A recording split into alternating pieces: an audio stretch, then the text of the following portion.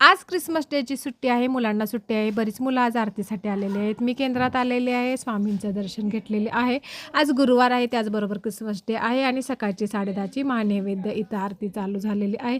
आजच्या आरतीमध्ये मला बरीचशी लहान मुलं पाहायला मिळाली, कारण की आज सगळ्यांना क्रिसमस डेची सुट्टी होती. बरेचसे पालक आहेत, ते आपल्या मुलांना घेऊन आज स्वामींच्या दर्शनासाठी इथं आलेले आहेत. हे बघून खरंच खूप छान वाटले. सकाळची 10:30ची महानैवेद्य आरती चालू होती. आरतीमध्ये मला बरीचशी लहान मुलं पाहायला मिळाली.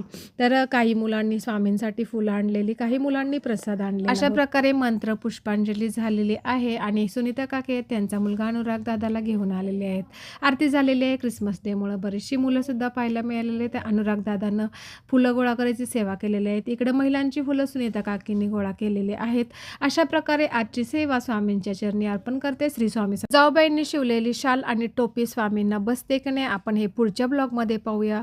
चला तर मग भेटूया आपण पुढच्या ब्लॉगमध्ये.